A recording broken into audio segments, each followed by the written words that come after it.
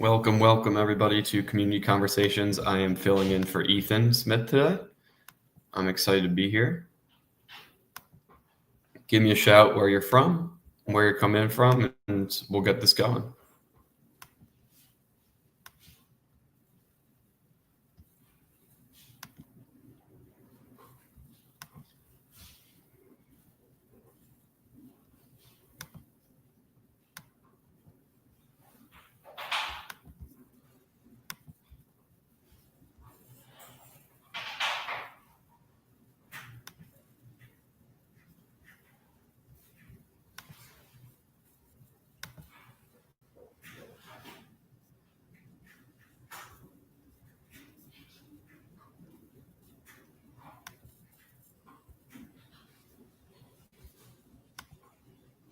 Vancouver, Atlanta, nice.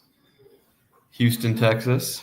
I am actually located in Texas now. Moved last week to Buda, Texas, which is about 20 minutes south of Austin. So new to the area. Grew up mainly all Northeast my whole life. So this is definitely new. I'm definitely enjoying the change of weather for sure. Moved from Albany, New York. So I was there for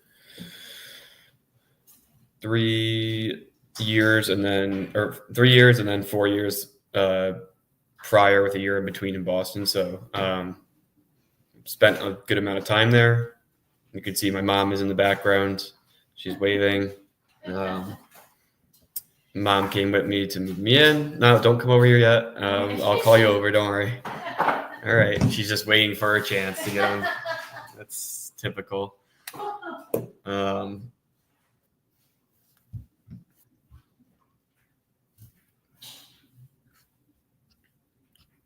Wait a few more minutes. Let people trickle in.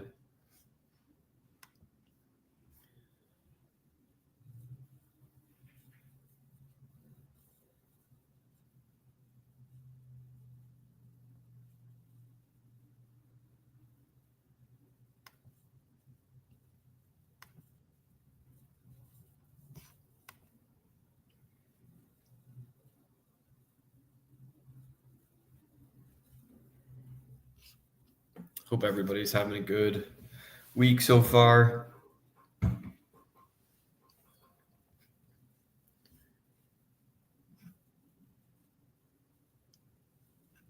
If you're just joining, give me a shout where you're coming in from and where you're listening from. We always have people from all over, and so I'm excited to see where people are. I am not Ethan, and I am filling in for Ethan today. And I know not having Ethan is definitely a bummer because he provides a lot of entertainment and a lot of great content. So I will do my best filling in for Ethan. I've done it a couple times, so hopefully I can do him proud. And Milwaukee suburb, awesome. Welcome.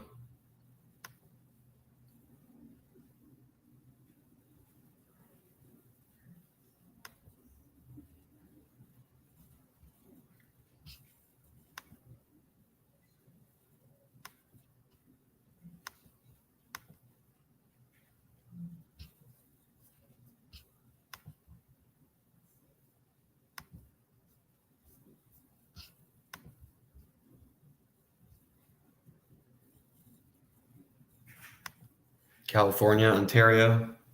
What's he up to? I don't know what Ethan's up to. He just asked me to fill in today, so I said absolutely. I would love to. It's big shoes to fill, as always.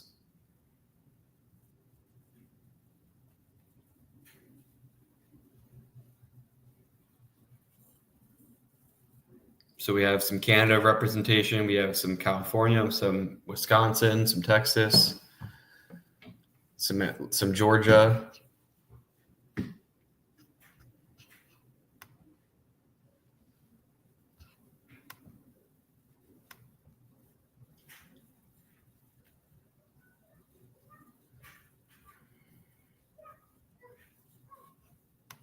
Is anybody going to if you're going to the conference this summer in Chicago, definitely let me know. I will see you guys there. Our in-person conference, the International OCD Conference in July in Chicago. If you're able to make it, let me know.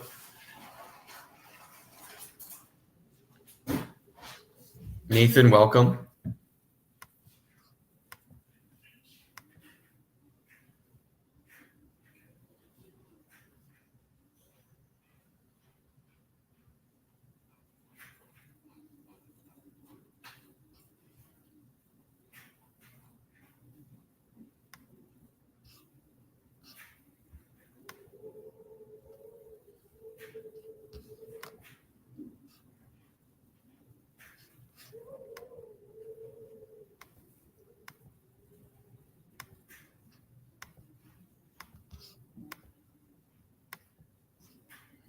All right, so we'll get going here. So, just as a reminder, this live stream is educational, not intended to replace therapy. So, for treatment-related questions, please work with your provider or contact a local clinician. You can actually use the IOCDF's online resource directory at iocdf.org/find-help to locate a trained clinician near you. There's a bunch of resources, and that resource directory is tremendous with so many great trained clinicians. The IOCDF is not a crisis hotline. If you are in a crisis or if you're ever feeling suicidal or unsafe, please call the 988 Suicide and Crisis Lifeline by dialing 988. You can also access online at www.988lifeline.org or go to your local emergency room or call 911. We just want to create a safe space and be kind and respectful to everyone. At the end of the day, we're all here to support one another in this amazing community that we know and love. And this is being broadcast in several social media platforms. So just keep in mind that it is being recorded. Start shouting in some questions. I'll start shouting back some answers, and we can kind of get the ball rolling on whatever you guys want to talk about in terms of what's going on with your OCD, what's going on with advocacy. I'm here to answer. I'm here for the community, and I'm here for the conversation, right? That's why it's called Community Conversations, and I'm happy to answer whatever you guys want or are interested in or feel like you need answers for.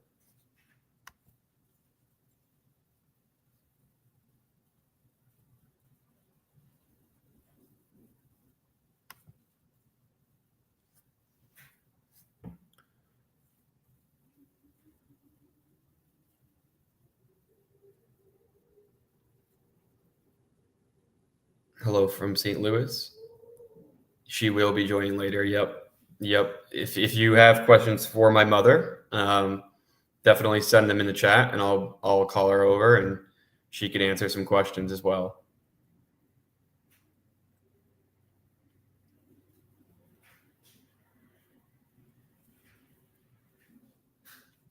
She's backstage right now, so until there's some questions for my mother, we'll call her over.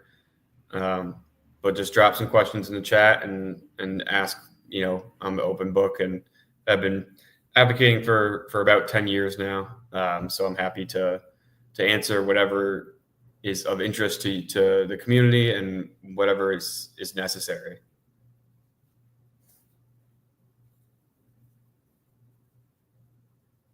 For those of you that don't know me, I am Tom Smalley. I am a lead advocate for the IOCDF. I struggled with OCD. I was diagnosed with OCD when I was 16 years old, and I'm now 27. The types of OCD, I suffered a lot from violent intrusive thoughts, just right OCD, moral and religious scrupulosity. So those were my main subtypes of the OCD, and it got so bad where in high school I was doing 12 to 14 hours of compulsions every day, and to being taken out of school and things were not going so well. So that's why I'm here to 10 years later, because the IOCDF really helped save the trajectory of my life, and treatment helped save my life. And so I'm here to advocate, spread the word about how real effective treatment helps and can really give you back the life you deserve. The name of my town I moved to was Buda. Yeah, so Buda is like 20 minutes south of Austin.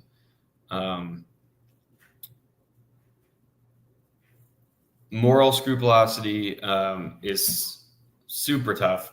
So I mean, like, I had a lot of the exposures I did for moral scrupulosity was centered around, I was always worried about, like, did I wrong somebody, or am I a good person, or is the universe going to punish me? And so a lot of that was leaning into maybe doing things that society wouldn't label as good, or not, or maybe, a lot of times I would have to write paragraphs about something I did, and something I did that was maybe in my mind or in my OCD's mind, not something more moral that aligns with my values. And I would have to lean into that uncertainty, feel the anxiety that comes with that. Because really, whatever you do in treatment, in ERP, it's about leaning into that anxiety, no matter what the exposure is, no matter what the activity that goes with it is. It's about leaning into that uncertainty. So for me, a lot of it was writing things or making like a song about something I did that was, not moral, that was not in line with my own morals. So a lot of that centered around, God hating me and that type of thing.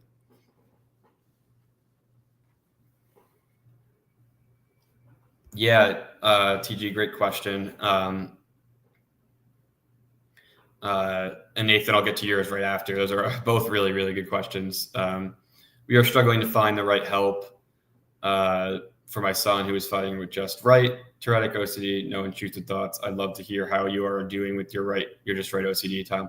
So my just right OCD was always still attached to a thought. So like, I would, if I was to pick up this pen, I would pick it up. For me, growing up, when I first started, when I was first diagnosed with OCD, my number was 14. Somehow along the way, it switched to 5s.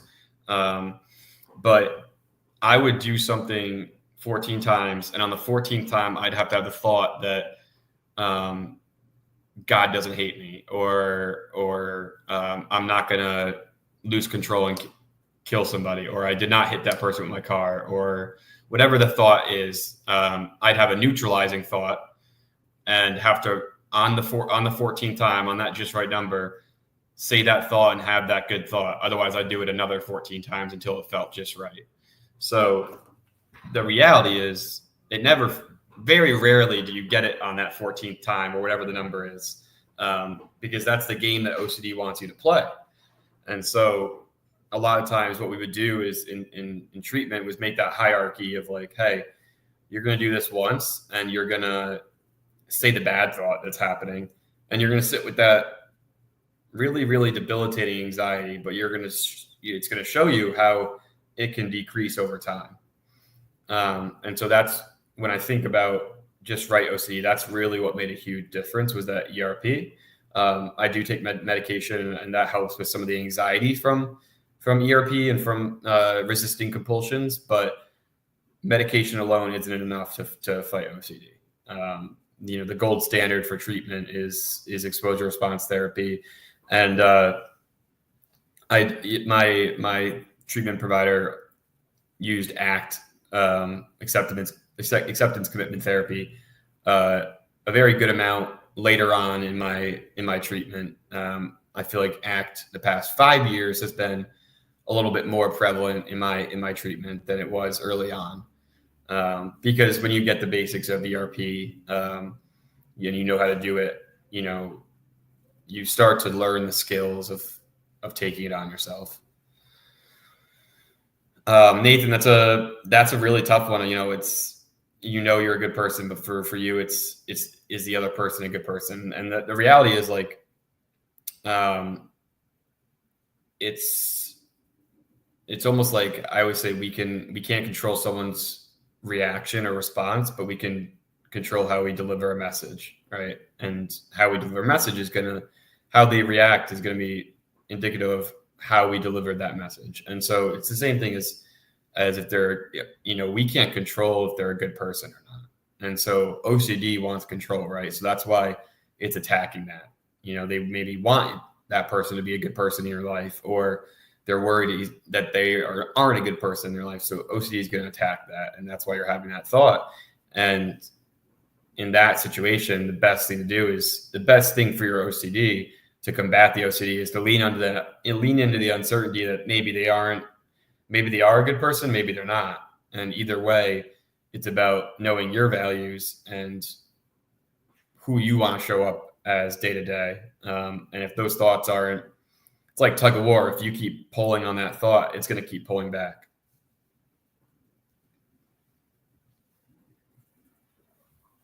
Yeah, Spence, I ACT and cognitive diffusion are tremendous techniques. I'm a certified mental performance consultant. I own my own business, Struggle and Strain Performance, and I work with high performers, athletes, first responders, coaches. So a lot of what I do, I use a lot of principles from ACT and cognitive diffusion. And I think cognitive diffusion is so effective in terms of self-talk with athletes. And so we use that a ton, and just identifying what's a thought and what's fact, and being able to look at that objectively. Keep firing away questions. I'm a nerd about all things psychology and performance. I'm a nerd about advocacy. I love being a OCD advocate and showing up for this community.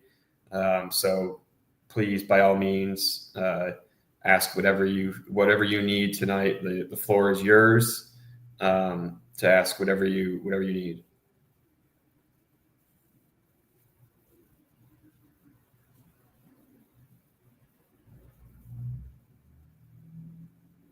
And if anybody has any questions for my mother, Jeff definitely dropped them in the chat, and I will bring her out of the bullpen, and I'll make the call. I'll make the call out of the bullpen. My mom came with me when I moved to Texas last week.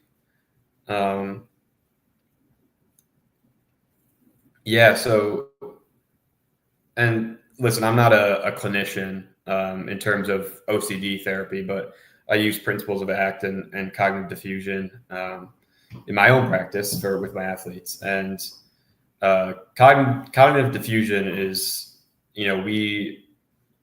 a specific way we approach cognitive diffusion in my sessions with my athletes is identifying that your brain is giving you a thought that something, right? So it's not I am not the thought, but I am not. I am having a thought. My brain is telling me that this is happening, right? So taking out the emotional attachment and identifying what's a thought and what's fact and what's reality.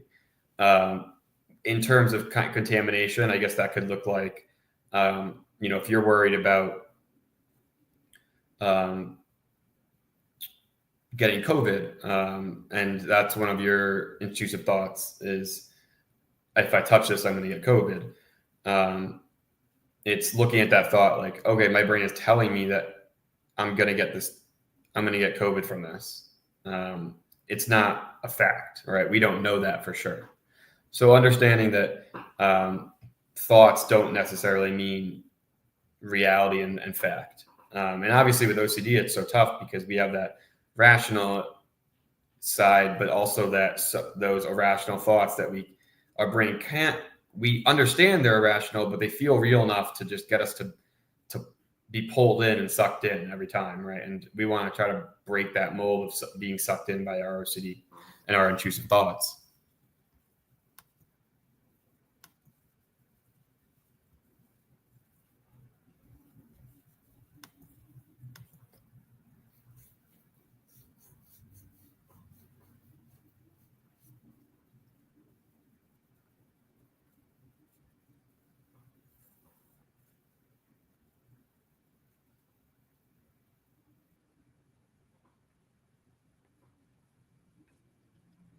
Feel free to keep firing any questions. That's why I'm here. Happy to answer.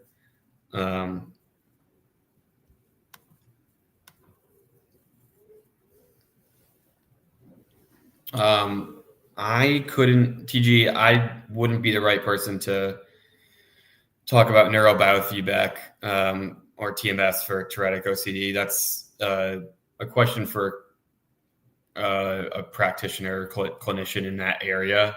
And the reason I don't, as much as I could read about it, I don't like to give that type of professional advice because I don't want to steer you in the wrong direction or give you the wrong answer.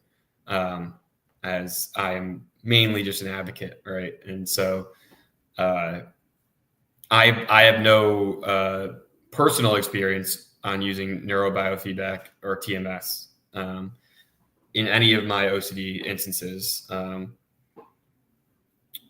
So I can't talk from personal use. I know some people that have used it. And I would love to hear more about their experiences. But definitely, if you're interested in that, reach out to the IOCDF. I'm guarantee they can give you more information. Julia, young teen with OCD. Will OCD ever go away for her? It's really hard. Totally, very, very challenging, right? I mean,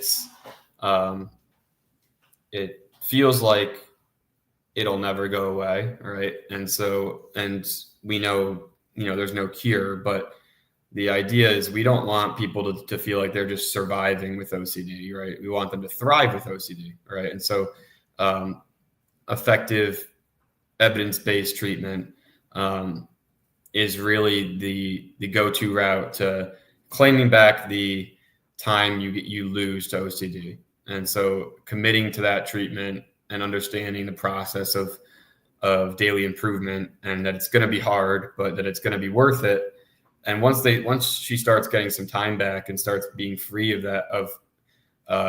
the hold OCD has on her, she'll start becoming more motivated to keep attacking that treatment and keep showing up daily. It is definitely a roller coaster. I agree. My mom has curiously placed herself at the kitchen island, so I can tell she wants to be here. So come on over, Mom. Okay. She's just waiting for her chance. Everybody say hello to Carrie Smalley. This is my mother.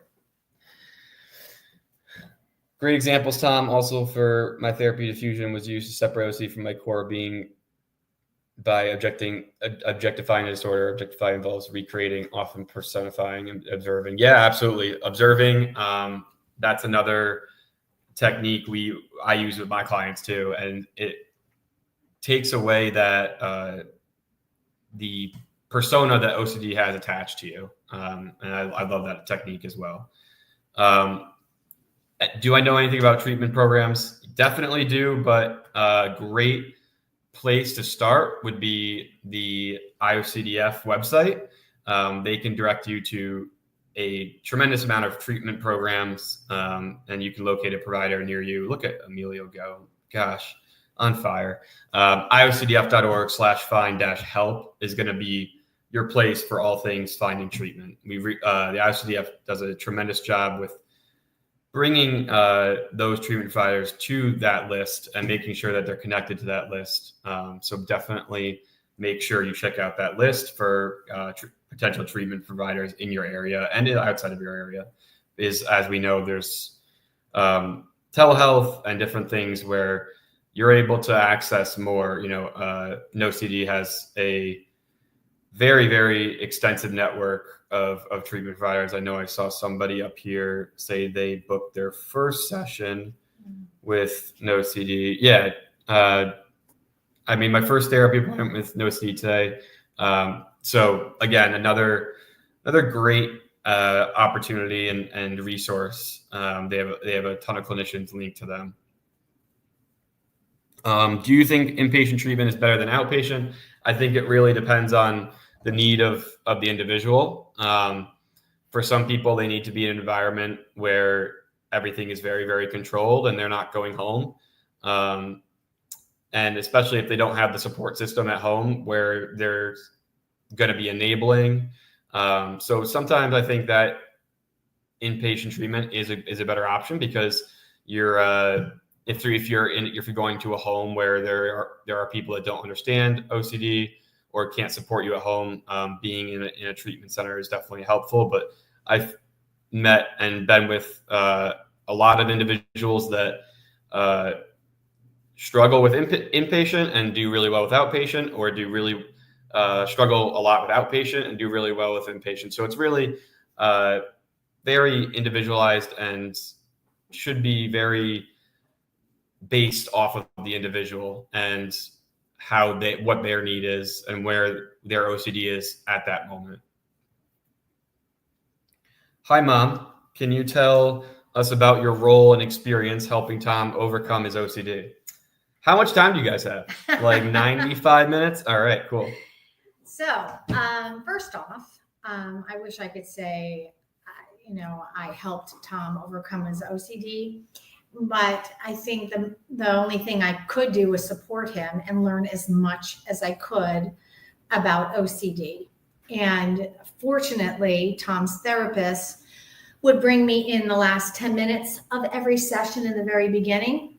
So I learned how to parent him, because the last thing you want to do as a parent is to enable or feed that OCD. Because as a mom, your son gets hurt or he says something like, I think this is going to happen, and it's something crazy, and you're like, how could you be thinking that as a mom? But in his head, it's so real. So my instinct as a mother for my other son would be like, that's never going to happen. But with Tom, I couldn't say that. I couldn't say that's never going to happen, because that would just feed that. So I had to say things like, we're just going to have to wait and see. Or I would change the subject sometimes, but I really had to learn how to parent him. So that was one thing I think that even now I know sometimes I make mistakes because he's doing so well that I forget that he has OCD. But the other thing I think I did, which I know is so incredibly hard, is I supported him 100% in every single thing, like every single thing he needed. But I also talked about OCD with every single human that I came in contact with, because the last thing I wanted to do is feel isolated or have Tom feel isolated. And I also let my family members know what was going on. I also made sure that my other son, and my husband were on the team also. So it was Team Smalley all the way. So this way, when they were around him, they too knew how to approach things when he was feeling, especially triggered, or I could tell when things were not going great. But as a mom, it's the worst thing, or a parent, any parent, to see your child struggle. I quickly told him that he had to find we had to turn that struggle into a strength. We had to find a way to make a positive out of it and set little goals for him. So even though OCD was, really rearing its ugly head during that time, we still made plans for his future. So he always had hope, because that's something you always have. Great. Thanks, Mom. You're welcome. Don't cry. Please don't I'm leaving him tomorrow, so I'm very sad. Oh my gosh. Keep firing away questions. I have a feeling you're going to have more questions from my mother. She has a wealth of experience and knowledge in the parenting with OCD department. So definitely fire away if you're a parent and your child has OCD. She's definitely a great resource for us in this community. So definitely fire away. And if you have more questions for me, which I hope you do, because we still have 30 minutes, keep firing away as well.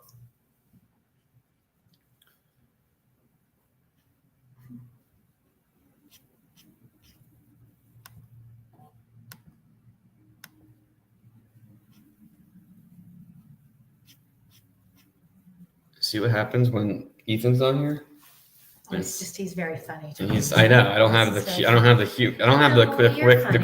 witty humor for that Ethan has. It's very tough. Do you find that medication will stop working? I heard this, but not sure if there's any truth to it. So, again, not a clinician, but in my experience, and a lot of people's experiences, as you get older, maybe gain weight, or you have to work with your treatment provider and your psychiatrist or your medication prescriber, because there is a chance that medication might not have the same effect on you as your body changes, and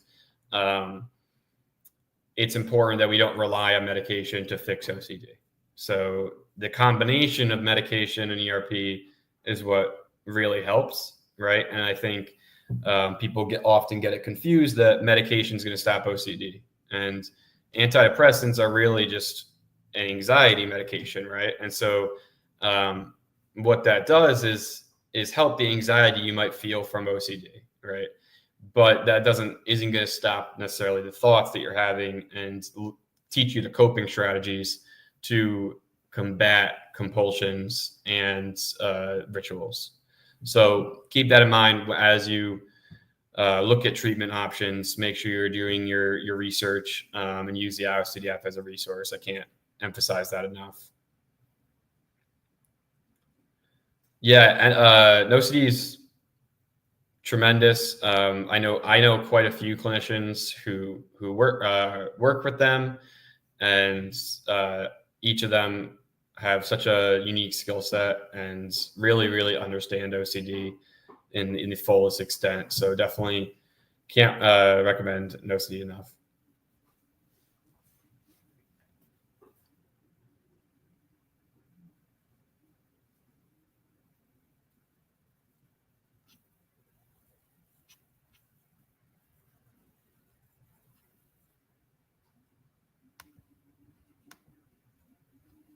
With ERP, does OCD ever go away, or do you have to keep doing ERP throughout your whole life? I look at ERP as a lifelong journey. I know a lot of people do, right? So once you learn those coping mechanisms, you want to apply ERP to any opportunity that OCD sees as potential bait, right? And so we want to try to, at the minute OCD starts infiltrating one of your favorite things, you want to start using ERP, and you want to create a lifestyle that embraces ERP. And so instead of just looking at it as a treatment, you're looking at it as the way you live your life, embracing uncertainty, leaning into the uncertainty and the anxiety that OCD gives you, and not letting the OCD take away your time again. So ERP makes OCD so small. It can make OCD so small that you feel like you have all the time in the world and have your whole life back, right? So you can get to that point. It doesn't mean that your OCD is going to be cured, but it does mean that you can have a lot of time back and you can pursue the things you want to pursue. No, I already got.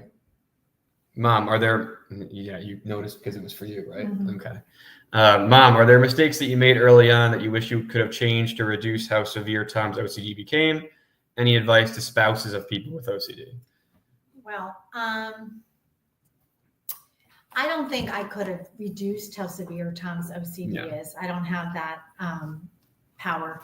I think the mistakes that I made probably, and you know what, honestly, the mistakes I made along the way might have been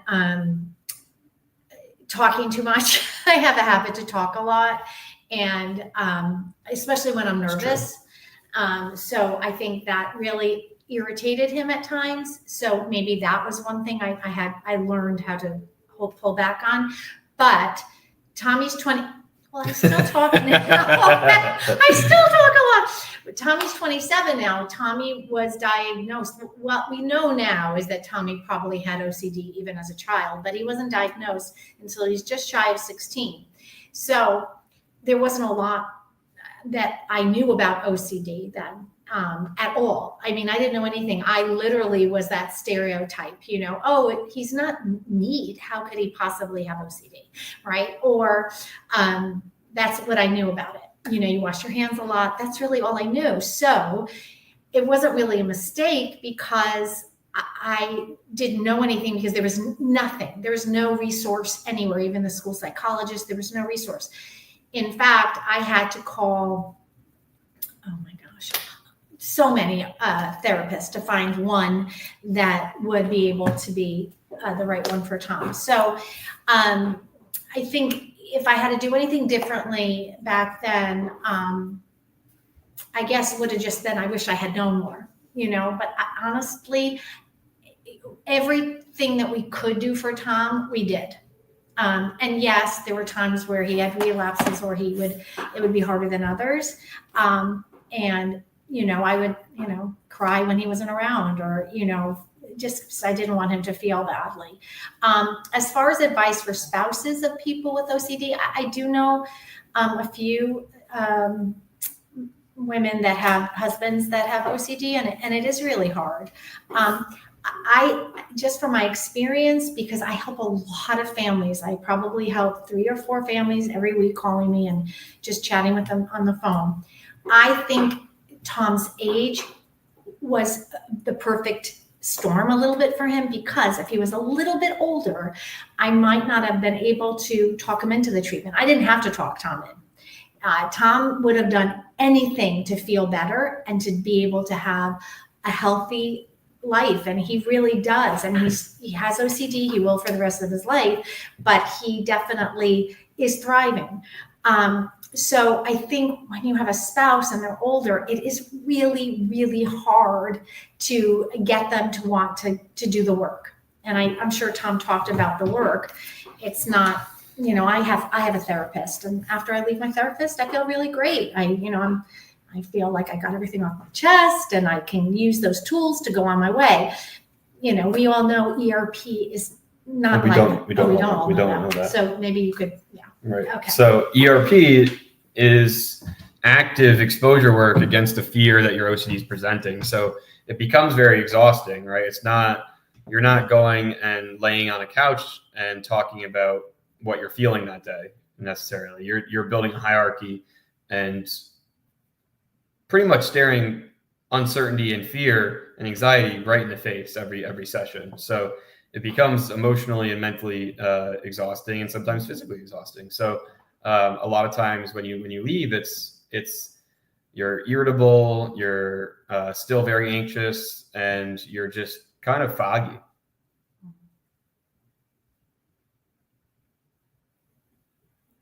We are currently doing a combined treatment of medication and therapy. My team will do really well for a month and then spiral quickly. So trying to catch it before it spirals all the way downward. Yeah, I mean, listen, OCD, it's not linear. Progress isn't linear in anything really, right? And especially not in OCD treatment, right? But stacking days, so like even if you had a good day and a bad day, that's still consistency in progress, right? So it doesn't take a bad day with OCD, doesn't take away all the progress you've made on ERP and what you've been doing, the days before, right? So one bad day does not equal a bad life, right? And so just keep plugging and stacking those days with treatment. But it is really important to look out for things that might be a trigger or and cause them to spiral or relapse. But we can't avoid those things, right? Avoidance is just another compulsion. So avoidance isn't going to get us anywhere, and isn't going to help fight our OCD and make a long-lasting impact.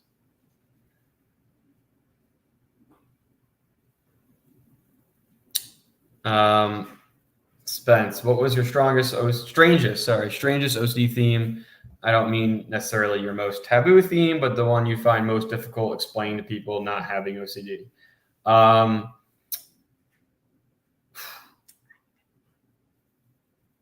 Okay, well, this is a question for me. So,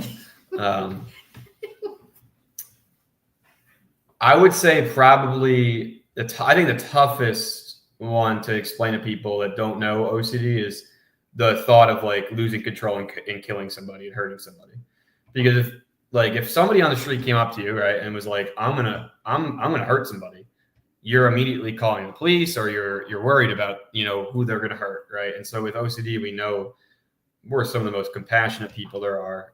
We're not going to hurt a fly, right? And so, and we're deathly afraid of those thoughts, right? And so, to try to explain that thought to somebody that doesn't know OCD, their fight or flight goes on immediately of like, oh my gosh, this guy's dangerous, right? And so, it's super frustrating trying to explain that one to somebody that you're trying to get close to, because it just kind of kills that rapport really quickly.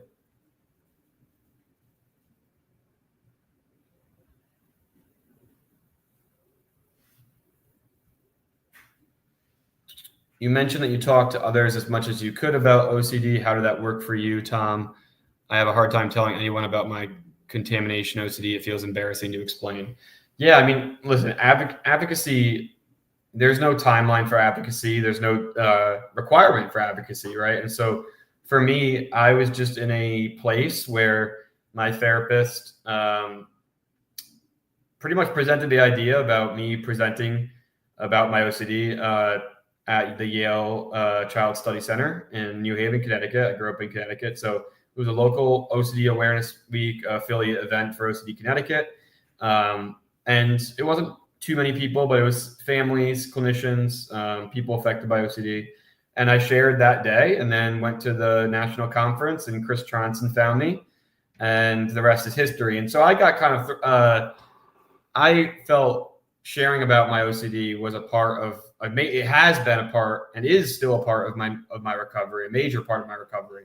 But that doesn't mean there's been times where I haven't opened up and it's backfired, right? And so understanding that you run the risk of maybe not everybody receiving it the way we want it to be received, but the connections you do make when you talk about it are so meaningful that those outweigh the connections that maybe don't understand.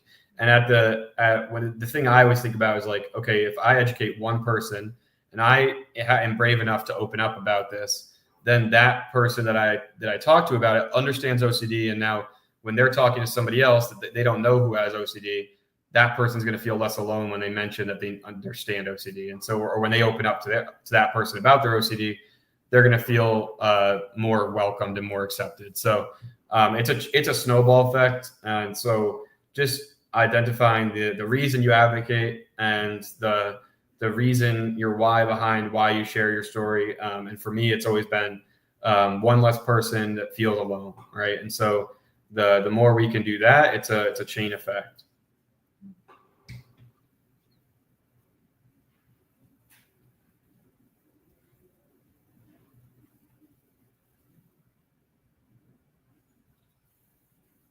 And I mean, I would add also, that you don't, there's no expectation that you have to share about it, right? And so it really needs to be on your time and when you're ready to share about it and when you want to share about it. So, you'll see a lot of advocates, right? And we see that in our community, but not everybody was ready right away, right? And so just take your time with your journey and focus on healing first, but understand that you don't need to be necessarily fully healed to help others heal. That was a thing that I learned when I was given the Hero Award in 2019 at the IOCDF conference. I struggled a lot a month after that because I felt like I needed to be this poster child for OCD recovery, needed to be perfect, needed to be this way, couldn't slip up, right? And so the pressure was on for me, and it was pressure I was creating for myself, right? And Callie Warner, our advocate, made a really, really good point. She was like, you don't need to be fully healed to help others heal, right? So sharing your authentic journey, sharing your vulnerabilities as your greatest strength.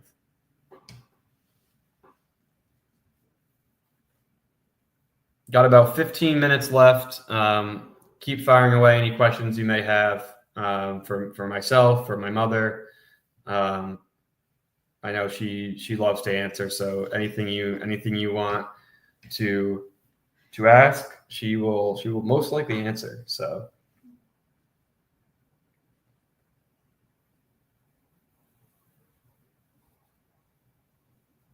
Mom, what do you think of Texas so far? I love it. It's so much fun. Weather is beautiful. I think I'll be visiting. Good.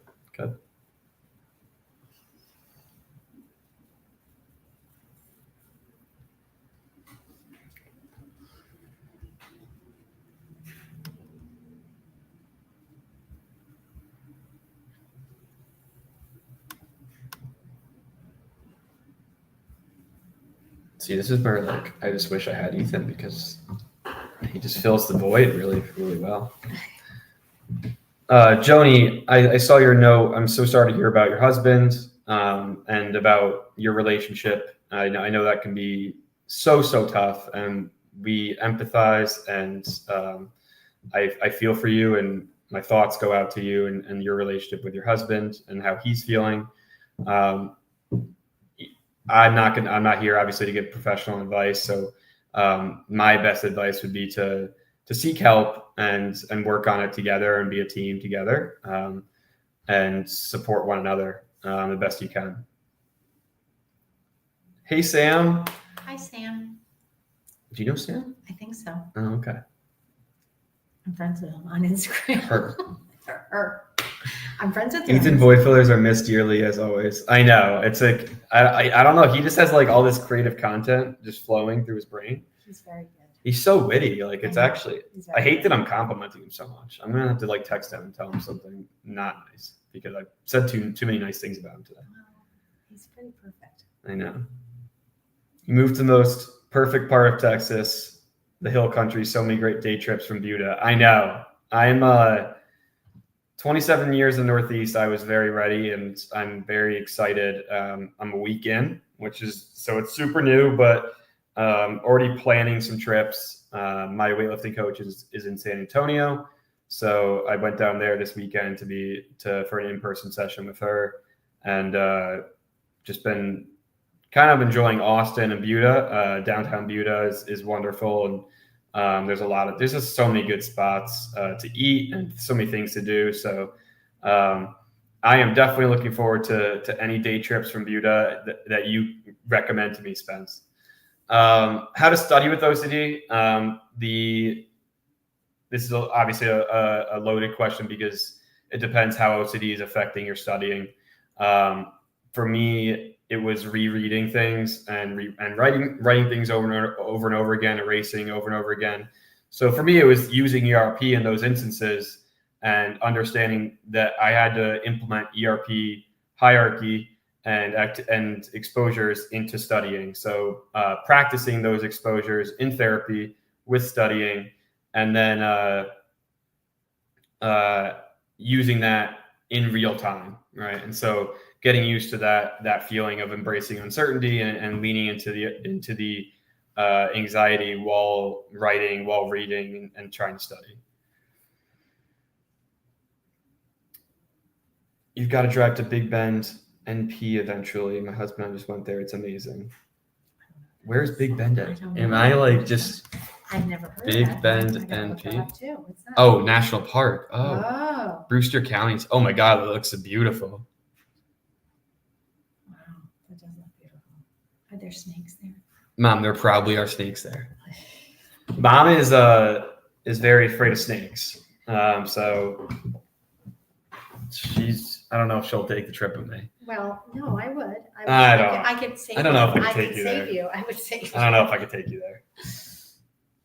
We're not going to put you in danger, though. I'm okay with that. It's far, but awesome. I'm okay with far. I mean, this state is, I think one of the first things someone told me when I said I was moving to Texas was that this state is the only state that you could drive like 10 hours and still be in the same state. So it definitely is big. They said there's snakes, but they didn't see any in February. So we'll go in February. I'll go in February. Right. Thank you, guys. I've been diagnosed with OCD as a young adult. Many of my behaviors were normalized due to undiagnosed OCD by my parents. How can I educate my family or encourage them to get help? Super, super tough, especially when they have been stuck in their ways or have a certain style of thinking for so long. I think the first opportunity is to ask them if they're open to hearing more about what real OCD is, and then providing resources from the IOCDF, right? So there's things you can print out. There's links that you can send them. Educational resources about what OCD is are a great place to start. And then, if you're comfortable bringing them into therapy, maybe getting them to understand what you go through. And then introspectively, they might realize that they have some tendencies as well. Guess you better go to Big Bend. Everybody. I know, Big Bend. They all want you to go. I'm going to go to Big I thought it was Ben. Big Ben, but that's No, Big Ben's in London. Yeah, so that's the clock. Close enough. Big Ben. Big Ben, Big Ben. Oh, there you go. We're going to go to Big Ben's. I want to go to Krause Springs, Krause Falls. It's pretty close to here. I want to go to the river float in New Braunfels. Yeah, so definitely have some day trips. I'm from Brazil, 33 years old now.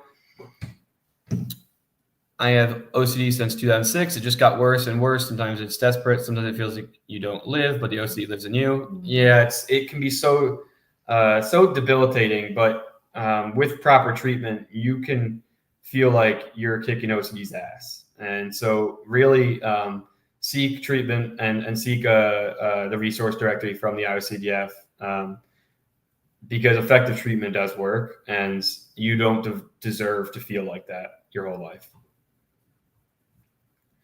Did you camp in the Chisos Mountain Basin? I don't think. Oh, they're talking. That's not for me. There's no way.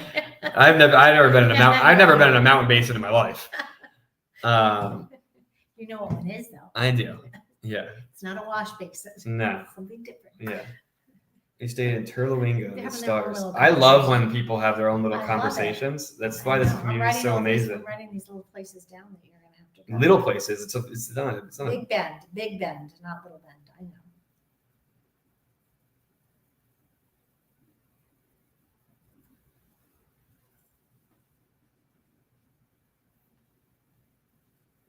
Big Bend. Big Bend. Big Yeah. Bend. I'm thinking of Little Red, but they wouldn't know what that is. No, it's a very niche reference.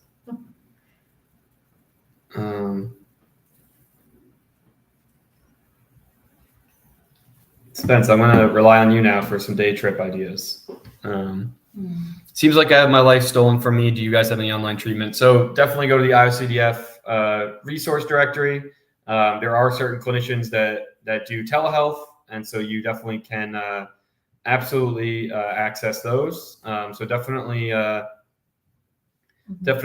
check out the resource directory because there is potential for telehealth.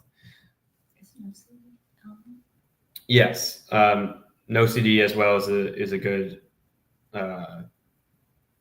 resource. Tom, I love Fredericksburg. If you're a history buff, there's a great World War II focusing on the Pacific side of the world. That is super cool. I would love to see that. Also, somebody had mentioned Fredericksburg to me, so that's something that I am definitely it's on my to-do list. I know. Can you recommend something I can start doing today? I want to fight. I love that, and I want you to know that we are in the fight with you. I think something you can start doing today is recognize what your obsessions are and what your intrusive thoughts are, and start leaning into the uncertainty of those, because the more you lean into that uncertainty is the more time you're going to get back, and the more you're going to fight OCD. If you can, I would definitely, another actionable item you can do today is look at that resource directory and find some help, or look at resources from OCD. Any experiences, advice for when OCD changes themes? Sometimes I feel like just as I am getting better, the OCD latches onto something else. Oh, of course, right? So the minute we stop giving OCD what it wants, the minute it goes to the next thing we care about, right? So OCD is never going to attack anything we don't care about, because then we're not going to feed that OCD and anxiety monster, right? So it's always going to attack everything we care about because it's going to get more from us, right? And so what we need to do is deprive that OCD monster of what it wants from us. And it's our energy. It's that tug of war with those thoughts. So let go of that rope, right? And so, and sit with that uncertainty. And so, it's just being conscious of understanding that it's going to attack what you love, and so understanding that it might switch themes at times, but the principles of ERP stay the exact same, right? It's embracing that uncertainty, leading into that uncertainty. You can find the resource directory online at iocdf.org/find-help. It's right online, so definitely check it out. Last few minutes here. You can ask me anything you want. It could be OCD related. It could be outside OCD. We're not our OCD, so there's more to us than that. So I'm happy to answer other questions too. Let's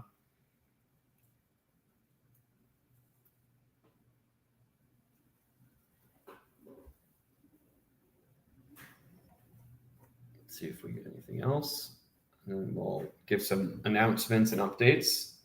And I'll let y'all have your night back. I said y'all because I can say that now because I'm in Texas. Oh. Has OCD affected you pursuing or holding a job?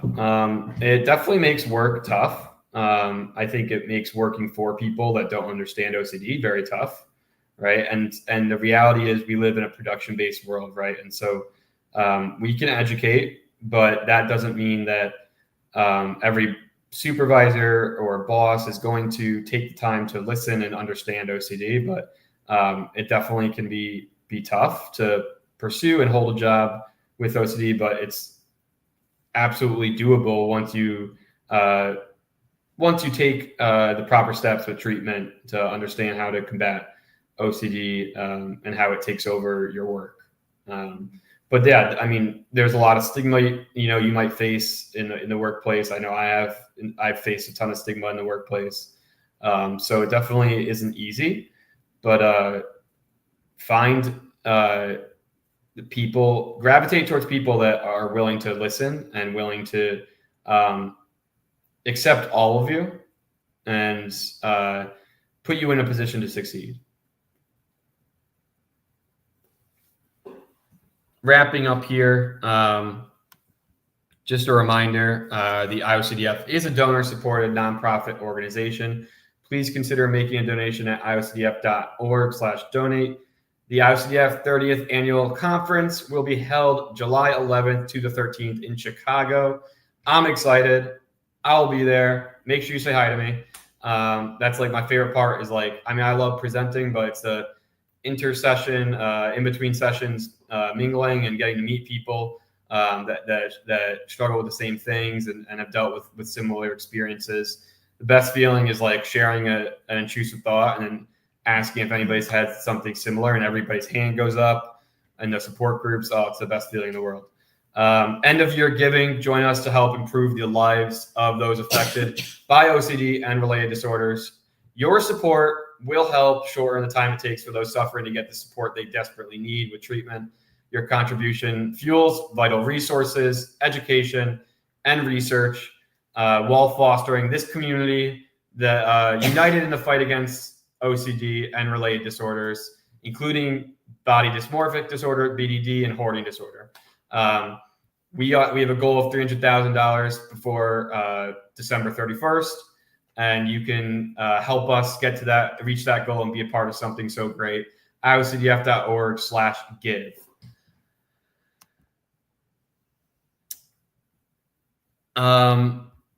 Again,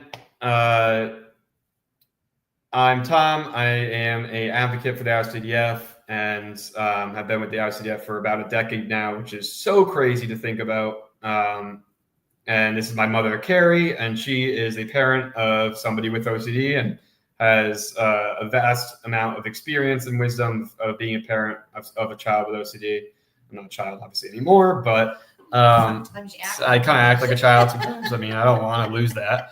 But thank you all for being here. Thank you all for listening. Love you all. From the bottom of my heart, we love this community, and we love what you all bring to the table and how much value you provide and being a part of this community. So thank you so much for being here.